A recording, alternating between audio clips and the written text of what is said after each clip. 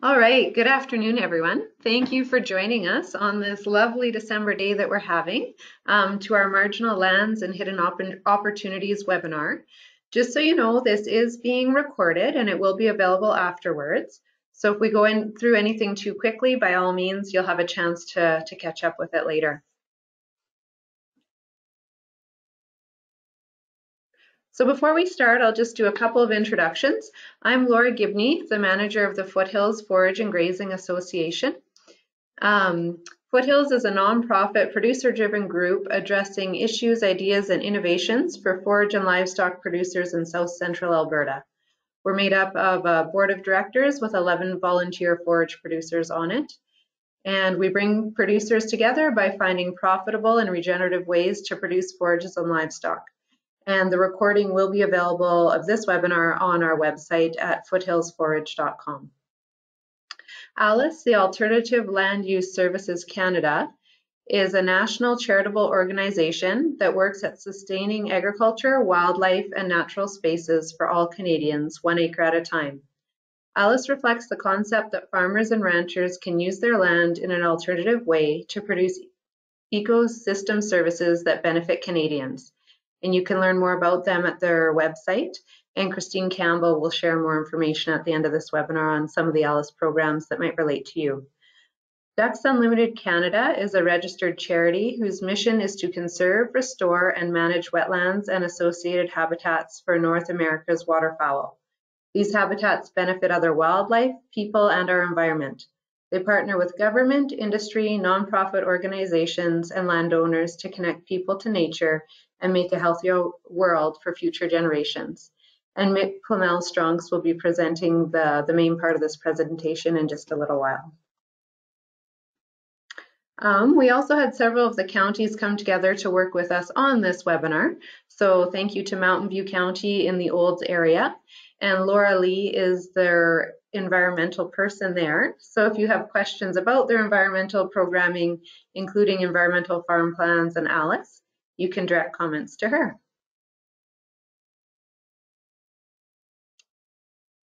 Wheatland County is out in the Strathmore area and also has an environmental and ALUS program, and Sarah Schumacher is the contact for any of their programs if you have questions or interests in them. Red Deer County is around Red Deer area and also has environmental programming, and I believe Ken Lewis is on the call today and he would be the contact in that area.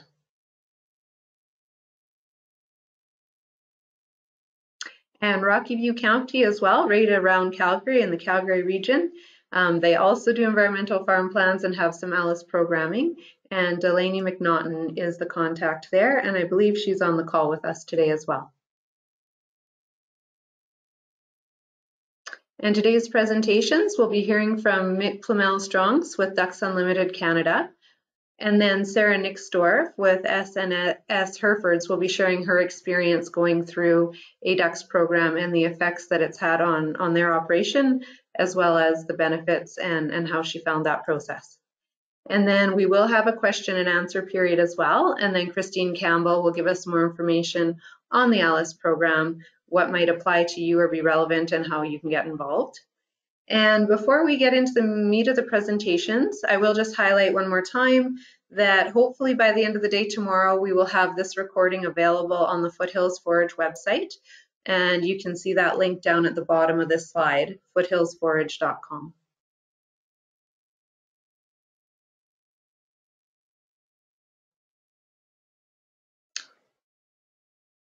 Oops, sorry, I lost my spot here.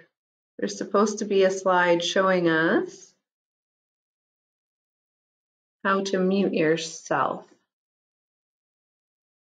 Oh, here it is. Sorry about that.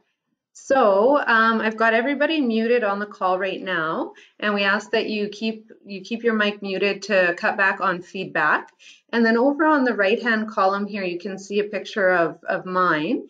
We do have a chat box that I've circled in red, so I hope you guys can see that on the screen right now.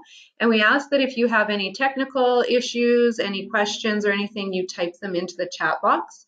And when we get to the question and answer period, I will read the questions for our presenters to answer. And we're going to try doing it that way to try to keep it organized and cut back on any feedback from the mic system. Okay, and with that, I will turn it over. I will turn it over to Mick, if you're ready, Mick. Yes, that sounds great. Thanks so much, Laura. So thanks everybody for joining us today. I'm just getting this up and ready to go. And so yes, I am the cattle industry liaison with Ducks Unlimited Canada. So I work directly mostly with beef producers to do grassland and wetland conservation projects. But prior to coming to work for Ducks Unlimited, I worked as an agronomist. So I do have a background in crop production. And so before I begin, I would just like to acknowledge that I'm speaking to you today from the traditional territory of the Siksika-Tsitapi people. The Siksika-Tsitapi have a strong and deep connection to their traditional territory, and we, as people living and benefiting from Blackfoot Confederacy traditional territory, honor the traditions of the people who have cared for this land since time immemorial. In truth, the relationship the Indigenous peoples of this land that we now call Alberta, especially their relationship with the bison, is what truly built the soils which many of you farm today. So for this presentation, we're discussing marginal lands and some of the opportunities that they have in regards to farming.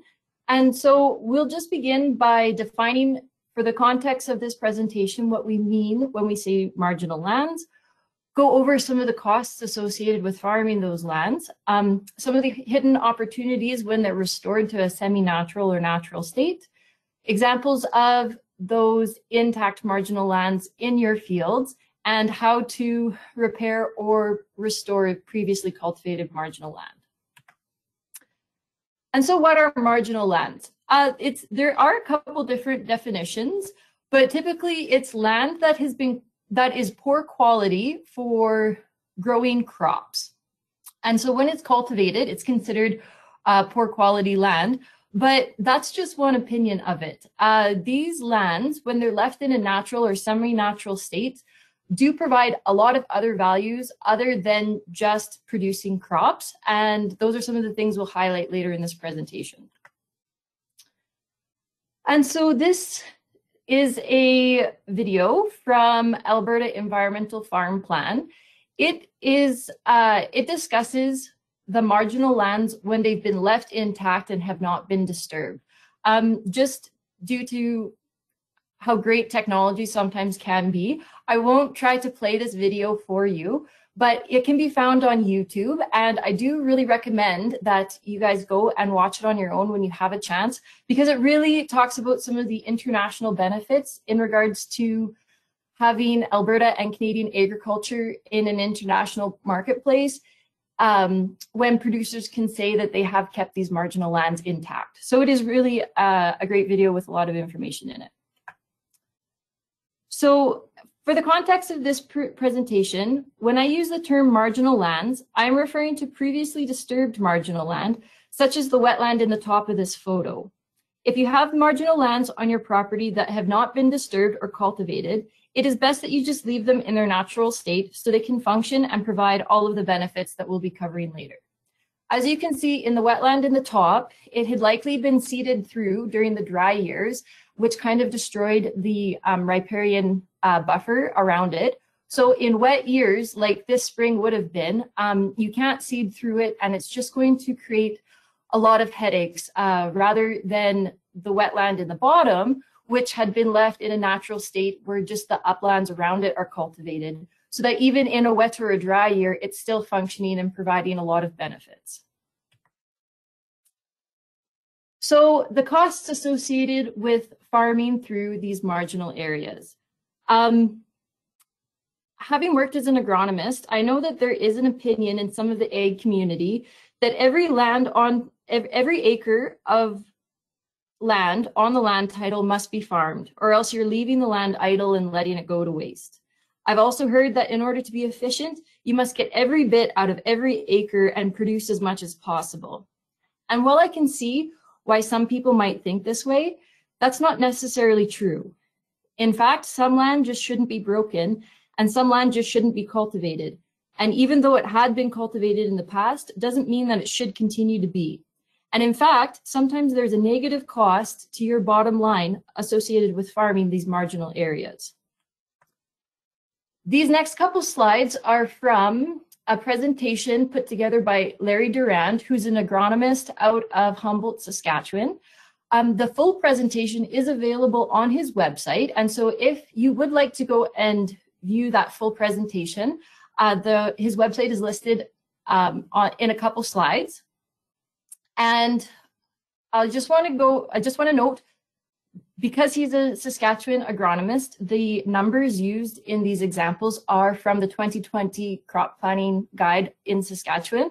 So while some of the financial impacts may be different, just because in Alberta, some costs are different in regards to inputs and labor and land costs, what doesn't change is the fact that when you farm through these areas, the marginal lands act the same and will impact your bottom line in a very similar way. So these two scenarios that we'll run through are based off of using variable rate technology. And if you guys aren't currently using variable rate technology in your farming operations, I really do recommend that you do try to incorporate it, as it really shows you, especially on the yield maps, where it's actually really not worth the time to try to seed those areas. So in scenario one, we're talking about a 627 acre field. Some of those acres are prime farmland. Some of them are moderately saline. Some of them are saline, and some of them are extremely saline. And in this 627 acre field, about 5% of it is saline and 3% of it is extremely saline. So if you were just to go through and farm the entire field the exact same way, as you can see in the average, you're getting about you're getting about 64 bushels per acre of spring wheat. In the moderately saline areas, that breaks down to about a half. In the saline areas, you're only getting 25 bushels, and in the extremely saline areas, you're getting 0 bushels per acre. So once you calculate your variable expenses plus the revenue over those expenses, in the moderately saline areas, on a good year, you're just breaking even. In the saline areas, which is 5% of the field, so that's about 30 acres. It's costing you about $80 per acre to farm those lands. And in the extremely saline areas, at 3% of the field, which is about 20 acres, it's actually costing you around $240 to farm those areas. Oh, excuse me. And so in the second scenario here, what they did is they seeded those saline and extremely saline areas to a salt-tolerant forage variety. They just planned to keep this in for 10 years and didn't plan to use it for livestock. And so before the forage, altogether, those moderately saline and saline areas, it's about 50 acres. So before forage, it was 620 acres, and after forage, it's 577 acres that they farmed. Altogether, with the difference of the acres, while you seeded less acres, they're actually gaining a profit of $6,500 that year, just given the fact that they aren't trying to farm through these areas and therefore are saving on seed and fertilizer costs, as well as time and equipment and labor. And so over 10 years, that's $65,000 just to leave those areas in grass that hadn't been spent trying to farm through them. So if penciling out the bottom line isn't quite enough to convince you, There's actually research that backs up the fact that leaving these marginal lands in a semi-natural or natural state contributes to yields, which contributes to your profits from the presence of pollinators and other beneficial insects. And this is an article from the Western Producer that highlights that research that has come out from the University of Calgary. So the bottom line is, if you have these areas that have been cultivated, you might want to think about trying to restore them for the following reasons, not just the money. When these areas are restored to a natural or semi-natural state, you're helping them to function in their natural state and provide all of these ecological goods and services. And if you're not familiar with the term of ecological goods and services, it's just a fancy way of saying let nature do what nature does. And so if you see these areas back down to grass, you're helping with preventing soil erosion, improving soil health, habitat for wildlife, water infiltration, and a lot more. And if these marginal lands happen to have been a drained wetland and you are able to restore the wetland so it holds water again, you are helping to mitigate floods by allowing the wetland to act like a sponge on the land and contribute to flood control and storm protection, as well as adding a bunch of other benefits under provisioning, regulating, cultural, and supporting goods and services. The other thing is that you're allowing them to act as habitat for beneficial insects. And if you haven't had the chance to go check out Field Heroes, it's a website that was produced and geared towards crop production.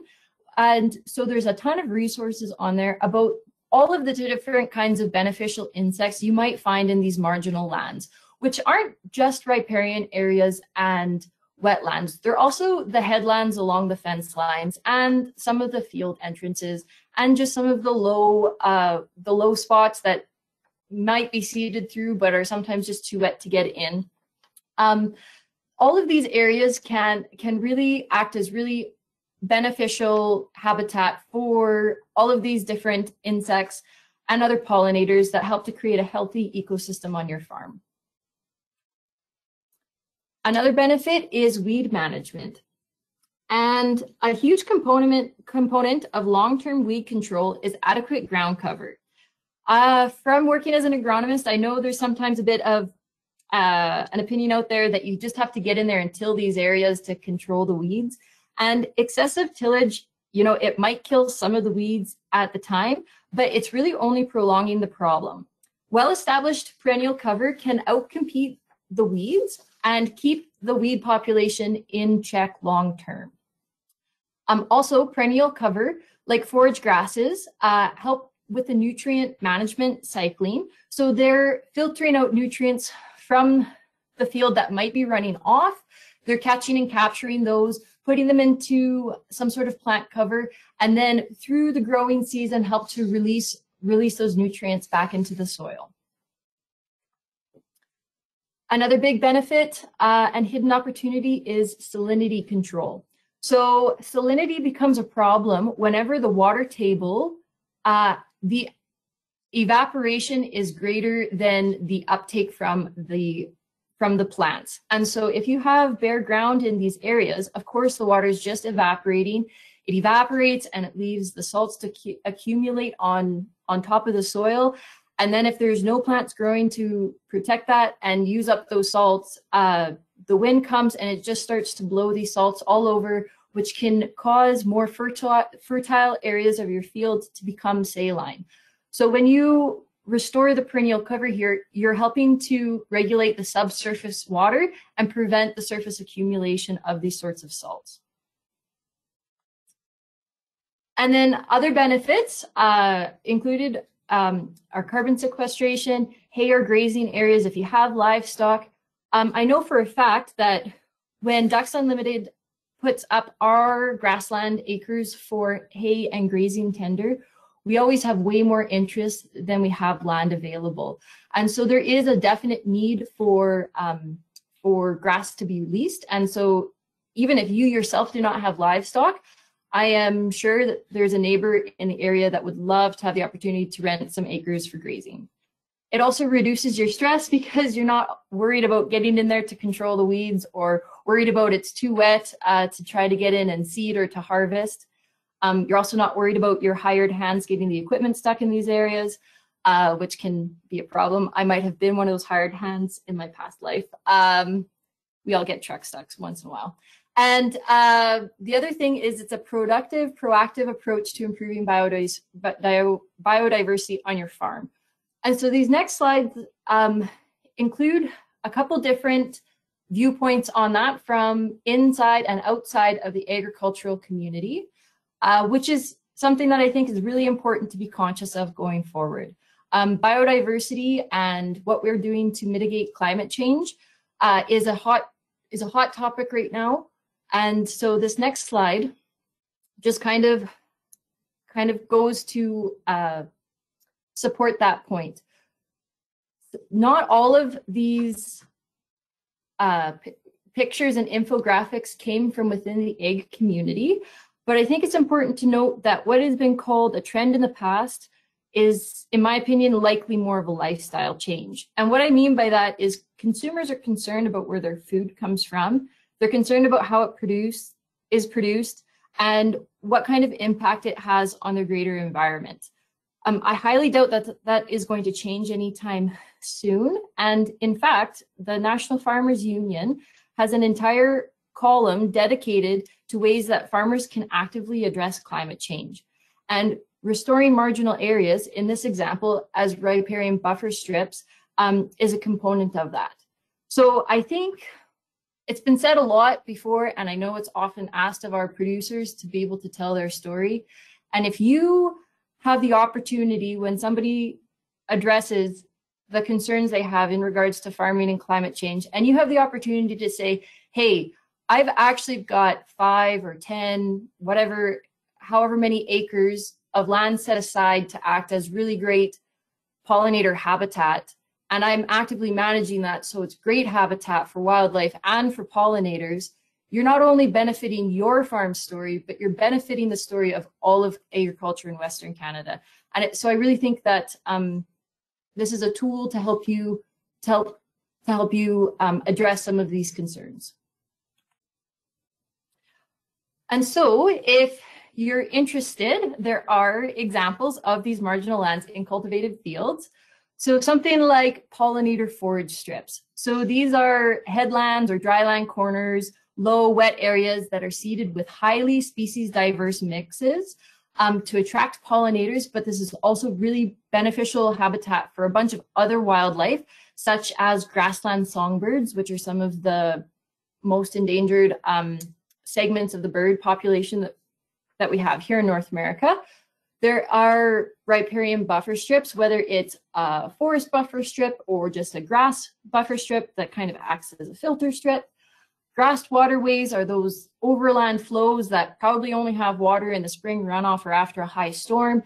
Just putting those down to grass really helps to prevent soil erosion, and also restored wetlands.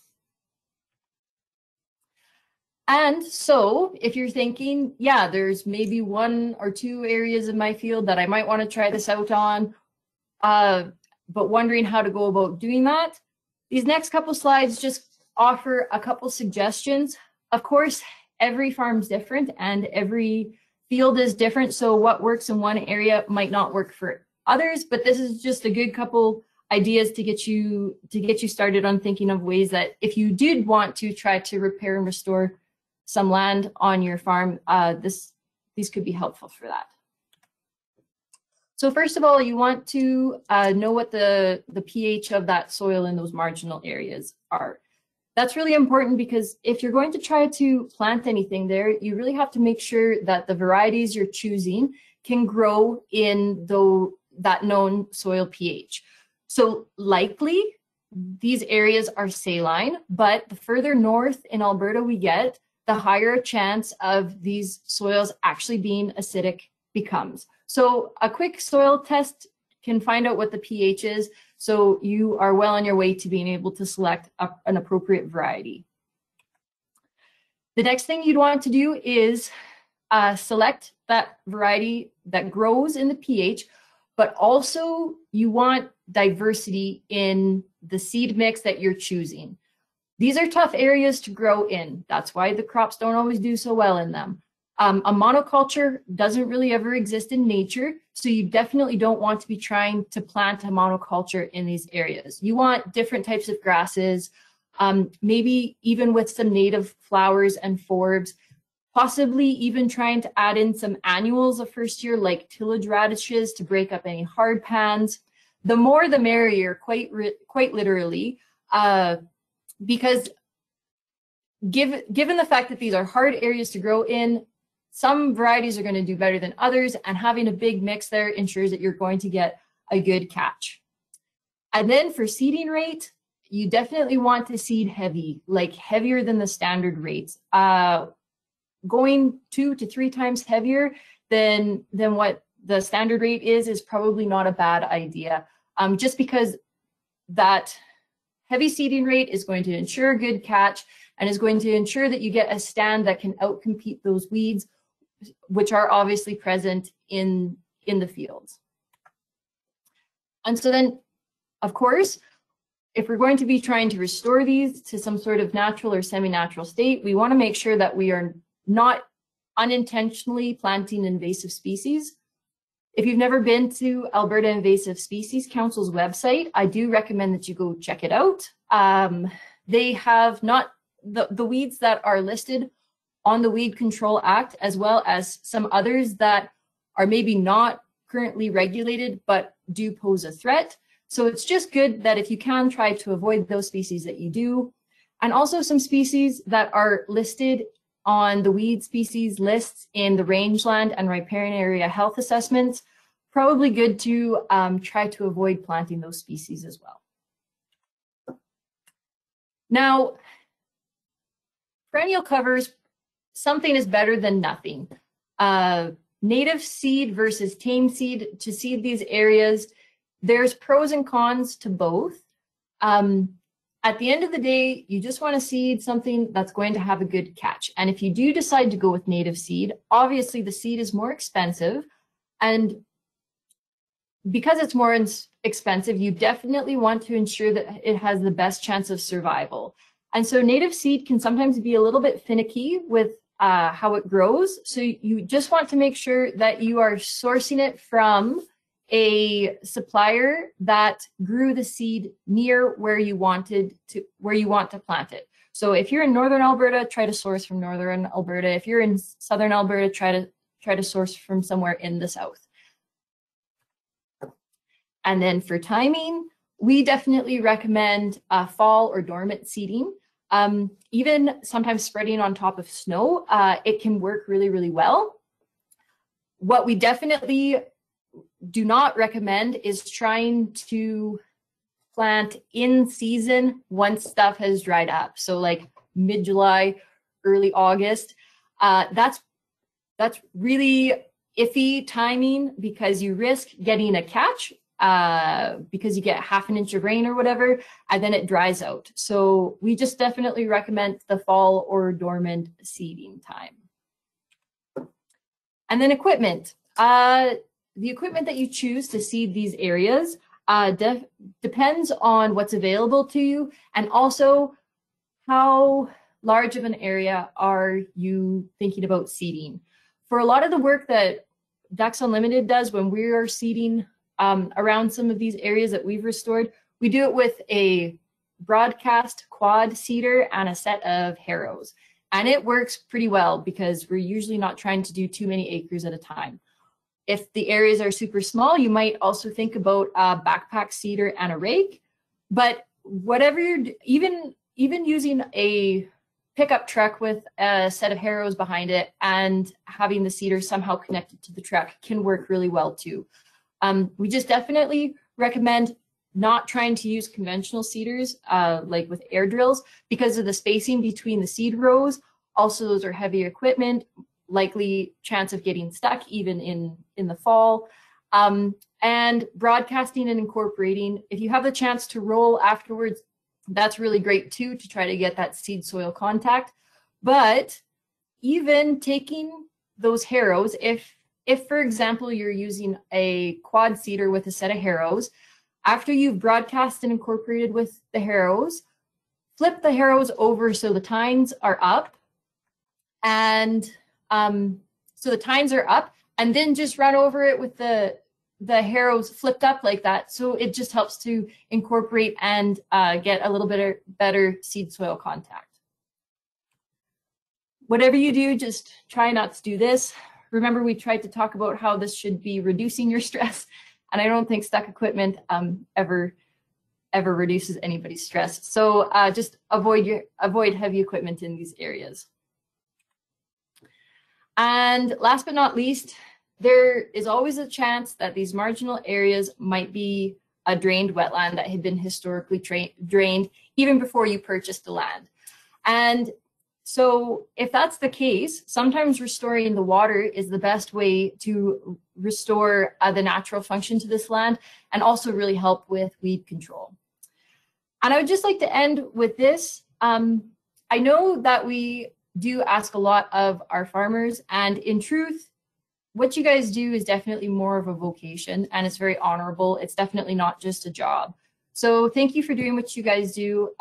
It's a tough life, and when it's done well, it really is a beautiful thing. So thanks you guys very much for what you do. I hope this was helpful, and I'd be happy to answer any questions after. And now I would just like to turn it over to Sarah Nixdorff.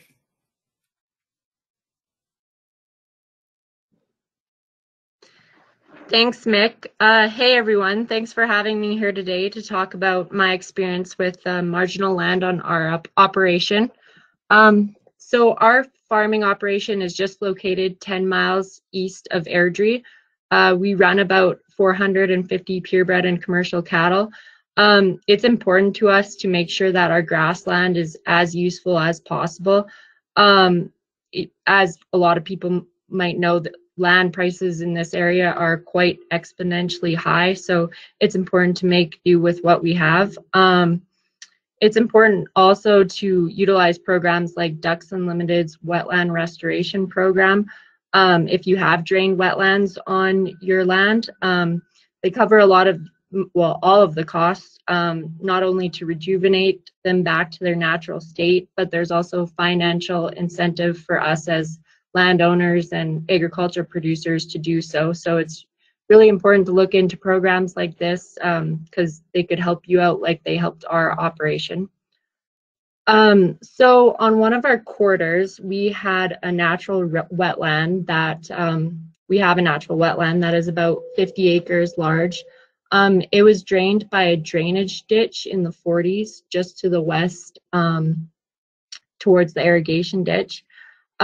We've always had a problem on this piece with foxtail barley. I think it was because the area was drained, it was always moist, which is kind of prime growing conditions for foxtail barley. It was never really wet, like a large depth of water, but just moist. So it really made that thrive everywhere, especially along the edges of the wetland. We always run quite a bit of cattle on this quarter, around 60 head. I mean, in the summer, it might get a month's break, but it's located right beside our homestead. So, you know, we got to use it all the time. There's always cattle on there. So to any cattle rancher, as anyone who runs cattle knows, foxtail barley is really unfavorable to have on your operation. Cattle don't generally like to eat it, but when they do, the little sharp spikes often get caught in their mouth and they fester and they can go off feed and become sore, and it's just not something that, you know, you want a lot of on any quarter that you may own. So in 2017, Ducks Unlimited engaged with us about their wetland restoration program. We thought the program would not only be great for us financially, but help us rejuvenate the land back to the way it was naturally. And we thought maybe by putting moisture that was once in this area before would help eliminate the foxtail barley problem.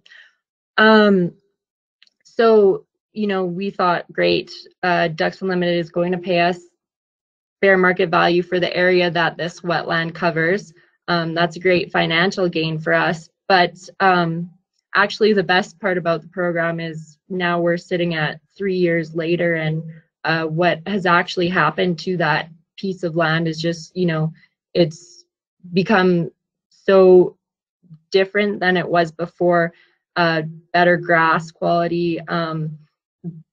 Just we can graze probably, I'd say, 30 more head of cattle on the piece. It's just kind of crazy what happened. So, you know, it was great that we had a financial gain from the program, but our land value just, you know, went up just from going through with it. They also surveyed the entire piece, so we knew exactly where the water that we were putting back on the piece would flow, and exactly kind of the depth that it would go to. So that's how they paid us as well.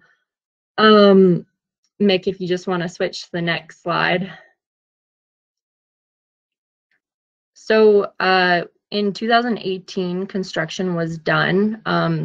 So they put a ditch plug in the ditch that was originally used to drain the wetland. Here are a couple before and after pictures of what happened to this piece. They're taken in roughly the same area.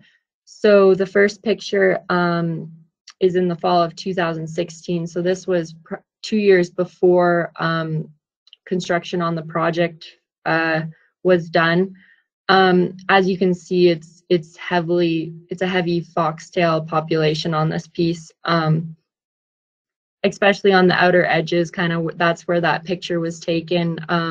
It was bad. And then in this other photo in the fall of 2020, that's roughly 2 years after the project was taken in the same area. And as you can see, it's quite a bit different. We also seeded just native perennial forage grass around the edges, and where the construction took place, the ditch plug was put in the ditch.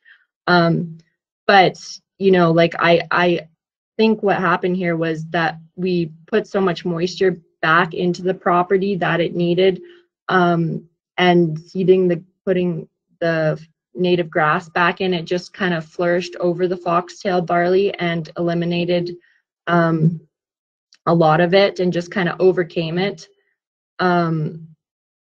It's kind of crazy now too, like just you can see cattle always grazing in this piece. I think they like the grass more in this area than they do the other area of the quarter, and before we did this project, that definitely wasn't the case. They stayed out of that area. It was dry and not good grass. It was foxtail, so quite a difference there.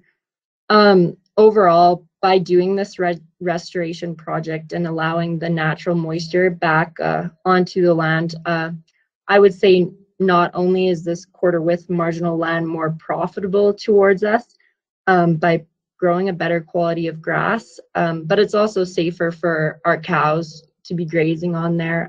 Anyone who has cattle knows we put a lot of time and effort to raise them, and we just want to give them the best kind of feed that we can give them. So as cattle ranchers, the land is definitely now more useful for us, restored back to its natural state. I can definitely say we wish that we would have restored this wetland years ago, because we would have just been that much ahead of the game than we are now. We actually ended up restoring another wetland on a quarter that we own. It was a lot smaller than this one. It was only about 10 acres, but we did that project through Ducks Unlimited also, and we couldn't be happier with that piece as well. It just totally put moisture back into a place that really needed it, and provided better grassland for our cattle. So we had an opportunity to make marginal land more useful by restoring it back to its natural state, and the outcome was definitely a success. For us as cattle ranchers, we couldn't be happier from the positive benefits that undergoing this project did for our operation. That's about it. Thanks, guys.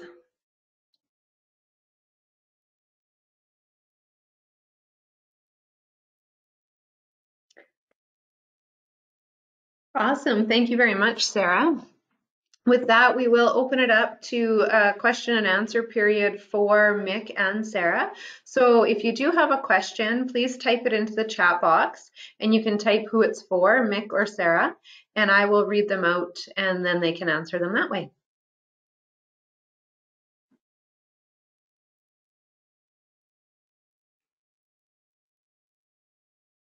I'll just wait a minute here to see if anyone writes in any questions. If not, then we will skip ahead to Christine's presentation and we can still take questions at the end, but I'll just give it a minute here just to see.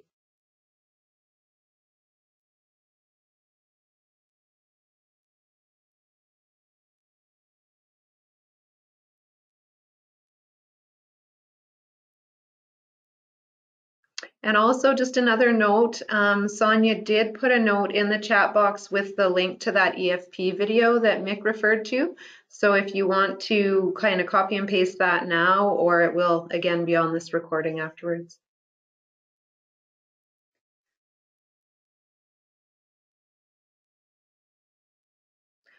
Okay, a question from Laura Poyle. What perennial species were used? I'm guessing that's a question for Sarah and specifically for your project.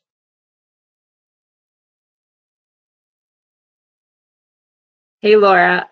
So we used I know red fescue was was definitely in the mix. It was a mixture. It was bought from Nutrien, so I can't really say exactly what was in it, but they do kind of have like their own special blend, so that's what we used. I know red fesc was definitely in it, but yeah, I couldn't tell you exactly. It was a native grass mix made from Nutrien, so.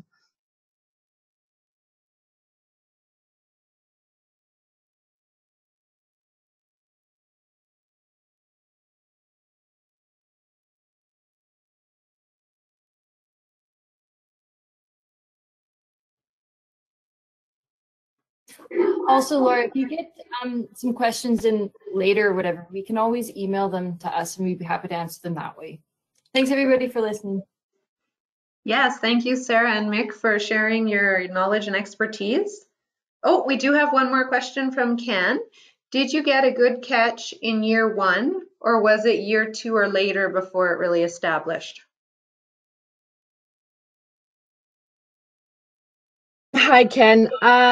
Year 1, you could definitely see that it did catch. I wouldn't call it a good catch because, you know, native grass always does take a couple of years to really establish. But by now, this fall, it would be just coming on kind of year 3. You can see in the slides kind of what the pictures, what it looks like there, and it completely drowned out the foxtail almost. I'd say 80%, and was an excellent catch. So yeah, usually when you plant native seed though, you can expect it to take a couple of years, and that's kind of what we saw with that. Every year it just got, you know, better, and I'm expecting in, you know, year 5 it to be phenomenal. So yeah, thanks for the question. Yes, thank you very much for your questions. I think what I'll do now is I will turn it over to Christine Campbell with ALUS. And if you guys send more questions in the meantime, I will read them out again once Christine is done. Okay, Christine, I'm going to make you the presenter and hope that that works.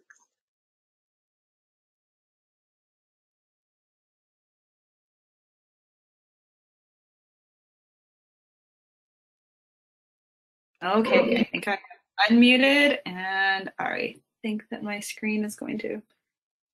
We can see your screen. Yeah, it's just I'm just trying to get it to go full screen. There we go. Okay. Perfect. Thank you. Great. Well, thanks everyone for coming today. I'm joining you from the traditional meeting place called Mokinstis, which is now known as Calgary. I think the other presenters made a really good case for the opportunities that may be hidden but are really quite abundant on your marginal lands. So I hope that the farmers and ranchers in the audience are sitting there with wheels turning and thinking about all the different things that you might be able to do or want to do on your lands in the coming year. And I'm just going to tell you about an opportunity that may be available to help you in actually doing so. So I'm going to tell you a little bit about the ALUS program and give you a very, very brief 101 on it, and basically direct you to the people that have all the answers for you. So I like to think of ALUS kind of like the farmer's market for ecosystem services, or all of these good things that nature can do for human society. So, you know, Mick did a great job of presenting how some of your land is very, very productive for agricultural purposes, and you can get fantastic agricultural products off of that, whether that be livestock or crop. And, you know, we're all really familiar with the market mechanisms where you take those crops and you take them to some kind of marketplace, and there's a buyer, there's a cash transaction, and that all feels very familiar and very comfortable. What wasn't so clear in the past was how we could actually recognize the value of some of these natural benefits that are happening on your land. So those areas that Mick presented that are, you know, maybe saline, or that are very, very difficult to get into, or that are wet most of the year, or whatever the case may be that makes them marginal for your agricultural production, they still have a lot of hidden opportunities to be able to produce things like carbon sequestration or wildlife habitat, or, you know, better quality water that we can all benefit from. And so ALUS basically strives to be that marketplace. What we do is bring together funders who are interested in those kinds of products and services that are being produced out of the natural parts of your land, with the people that have the skill set to produce things out of nature, that being farmers and ranchers who are really good at producing things from the land, and the people who have the land base to actually be able to produce these things also happen to be farmers and ranchers. And we basically provide a mechanism for that transfer to occur and for that value to be assigned. So ALUS is really about looking beyond conserving sort of what's already there and looking at what we can do to actually produce more benefit out of nature. So instead of just sort of going with the status quo or trying to farm through it, or just kind of leaving things be, we actually look at different kinds of management and maintenance that you can do that are actually going to produce more environmental benefits in the long run out of those marginal lands. So a couple of sort of before and after photos here. You can see on the left, that's a ranch near Edmonton, actually, where the cattle had full unrestricted access to the creek before, and then they did some riparian management fencing and are actually managing that riparian pasture in just a different way. And so they're actually getting much more benefit out of it, both from their agricultural perspective. Their cattle are gaining weight faster and less hoof rot and things like that. But they're also getting all of the benefits from this healthy riparian area. So cleaner water and carbon sequestration and wildlife habitat and all of those pieces. And then the examples on the right are kind of eco buffers or pollinator hedgerows. So they're getting the pollination benefits from the beneficial insects. They're getting the soil erosion prevention from windbreaks. And they're getting carbon sequestration and all of that as well.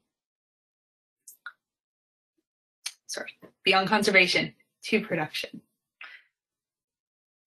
So ALUS helps mostly on a financial basis, but also through the benefits of our technical advisory people on our partnership advisory committees. So On the financial side, ALUS can help in sort of two ways. So the first is by cost sharing on the establishment of the project, potentially. So, you know, that's buying the seed or installing the fence or whatever the case may be. And then the unique part about ALUS is that we also pay an annual payment for the management and maintenance of that project, and specifically for like managing in a way that is going to increase those ecosystem services. So some examples of the kinds of things that you can do potentially through ALUS are things like offsite watering systems and riparian management fencing. So that just helps you to manage the cattle in a way that allows you to manage riparian pastures differently than the rest of the pasture, or potentially exclude the cattle entirely if that area needs a period of rest, or let them in if it can benefit from some grazing and that kind of thing. It provides a lot of benefits on the landscape. Can also do things like creek or stream crossings, again, to help manage that water quality. Kind of talked about those eco buffers or pollinator hedgerows. Again, these might be providing a lot of benefit to the crop and might be using up a little bit of a perimeter, or taking advantage of like that weird, awkward area where, you know, it's just kind of cut off from something, and it's difficult to get equipment in there, that kind of thing. It may also help you to manage some of even your crop risks. If you have an area, for instance, that is really prone to wind erosion, putting in an eco buffer that is basically like a shelter belt on steroids. You know, it's been kind of a beefed up version of a shelter belt with a little bit more diversity, maybe a few more rows. That can help, of course, on the wind erosion side, and beneficial insects, and just helping with improving diversity in your areas. Crop buffers too. So this is an example of an ALUS project where they had some like sort of weird little knobby hills that they decided to leave in a naturalized state and improve diversity in that area. But then they also left a buffer around some wetland areas from their crop, and that just provided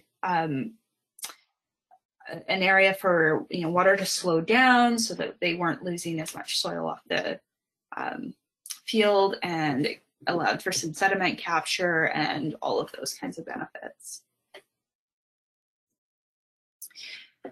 So ALUS is a community developed program, and I think that that's what's so cool about it. It is local people really making decisions that are going to benefit their local community. And so the program's very, very flexible and really helps meet the needs of each individual community. So I mentioned our partnership advisory committees. This is an example from Mountain View County, actually. They're a group. Usually our partnership advisory committees, or PACs, are comprised primarily of farmers and ranchers, but also may include maybe municipal representation or technical representatives such as Ducks Unlimited or Cows and Fish. And they really provide that on-the-ground experience and do all of the project approvals and prioritization and that kind of stuff. And then the program is farmer delivered. So it's really the farmer sitting in the driver's seat saying, these are the opportunities that I see on my land. These are the things that I want to do. This is how I think I can do it. And then that idea basically gets brought to that partnership advisory committee, who can look at available funding and things like that, provide some technical expertise, and help to make it happen. So ALUS is a national organization. We're in 6 provinces. And then, of course, we're based at the community level within that. So here in Alberta, we have 16 municipalities that have ALUS programs located within them. The 3 in yellow on the screen are actually programs being run by ALUS Canada at this point. And all of the green communities are programs that are run by the municipalities themselves. So it's very, very cool. You can see which of the counties are involved here today. We have Red Deer County, Mountain View County, Rocky View County, and Wheatland County. All have ALUS programs. Unfortunately, if you are in a county that's not on this map, like Kneehill or Foothills, we're not there yet, but you can, I encourage you to talk to your municipality anyways, because they may have other environmental programming that you might be able to take advantage of, or they may be interested in thinking about an ALUS program, and they like to hear whether there's interest from their farmers and ranchers, or they may know of other organizations, maybe Ducks Unlimited or some of the land trusts, etc., that may have some solutions for you as well. So I'd like to introduce you to your coordinators in those, if you are in those areas, they're your ALUS coordinators. And Laura sort of tagged everybody there at the beginning, but we have Delaney McNaughton in Rocky View County, Laura Lee Gradage in Mountain View County, Ken Lewis in Red Deer County, and Sarah Schumacher in Wheatland County. And all of their contact information, of course, it's up on the screen, and you'll be able to access that through the recording.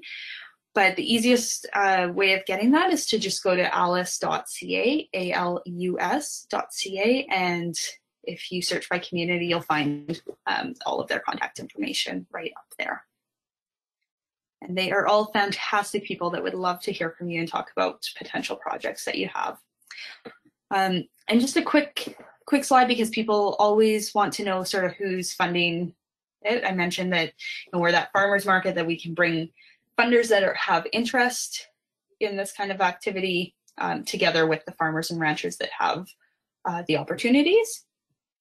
So who is funding us? It's a large diversity of funding sources. So the municipalities themselves have a lot of skin in the game, and they have a lot of interest in making sure that these ecosystem services are available for their residents.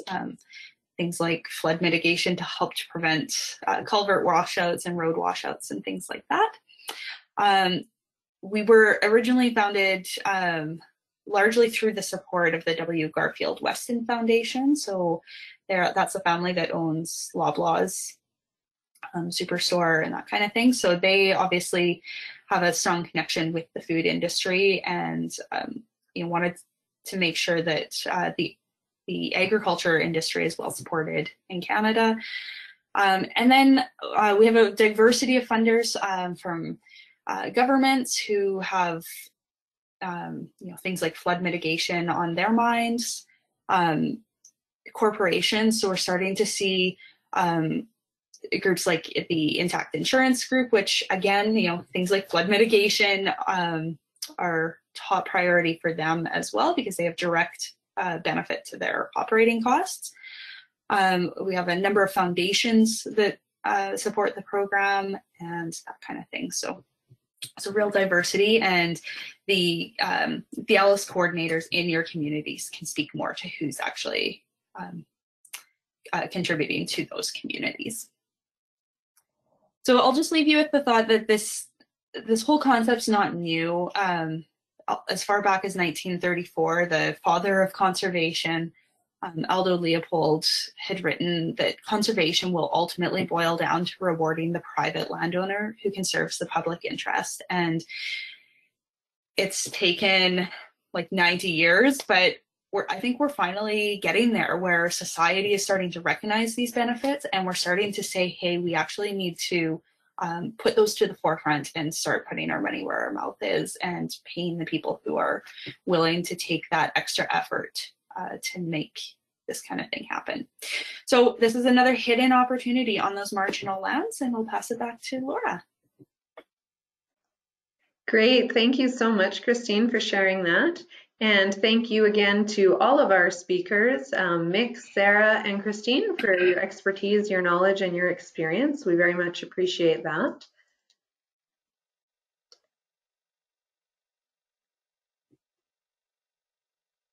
And once again, here's the names of the counties and organizations that have ALUS programs.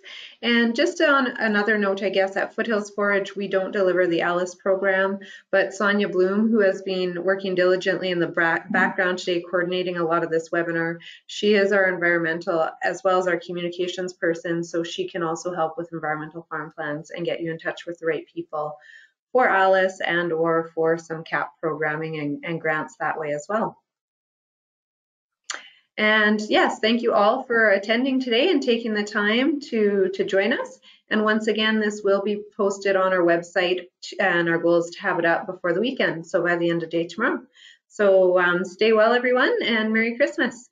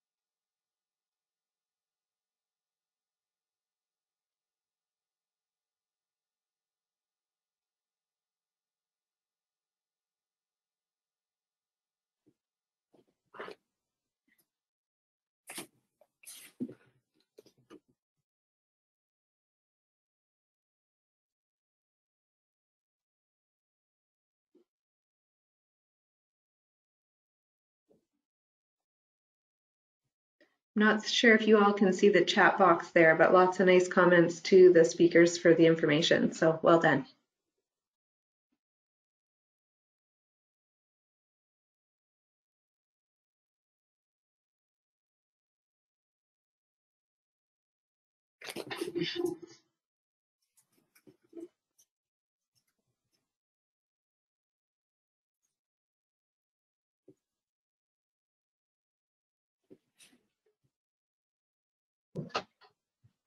Do you guys know, Bentley, which county that is?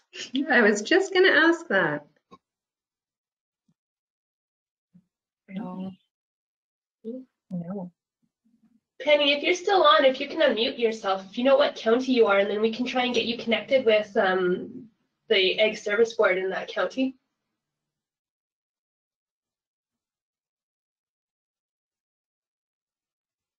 Laura, do you want us to stay on after? Or? I don't think we need to, Sarah. Sonia and I were just going to stay on to make sure we get the recording. I'm just so scared of closing in case I accidentally delete it or something. Okay, but no, sounds I good. think Well, otherwise, yeah, thanks you guys. I thought it went really well. Yeah, I did too. It was good. Great job moderating stuff. Thanks for all your hard work in the background there, Sonia, too. Like the poster and stuff, that was great. Yeah, it's my pleasure. Thanks, guys. I love doing that stuff. Awesome. Just don't ask me to use the camera. If you guys hear any other feedback, just let the group know. Send an email. Okay, we'll do. Okay, thanks, guys. Bye. All right, you guys.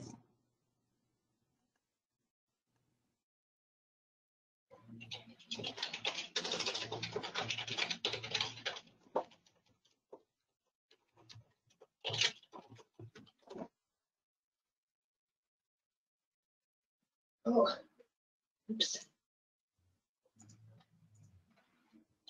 Hi, Penny. I see your note there. And yes, you can definitely get in touch with Foothills Forage. You can give us a call, email, website.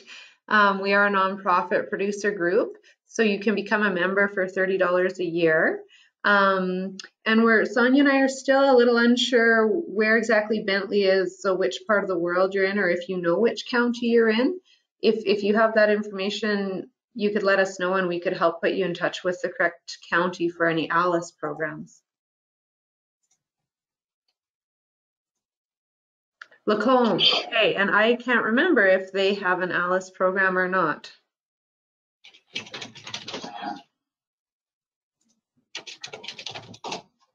I'm thinking it might be best to contact Christine directly, actually.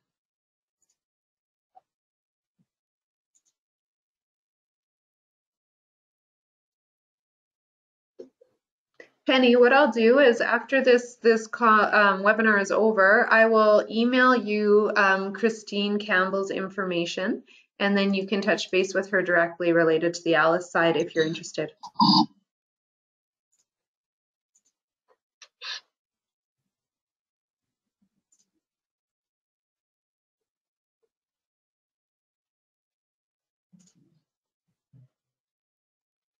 Perfect.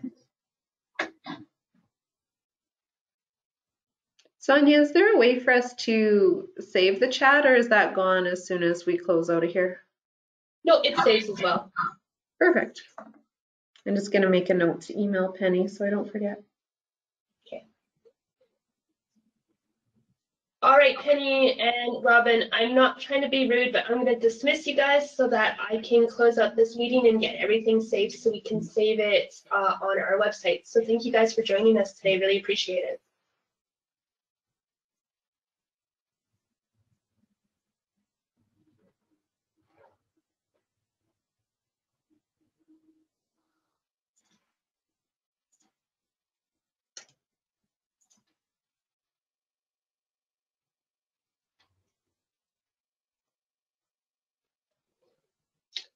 You too, Penny. Thank you.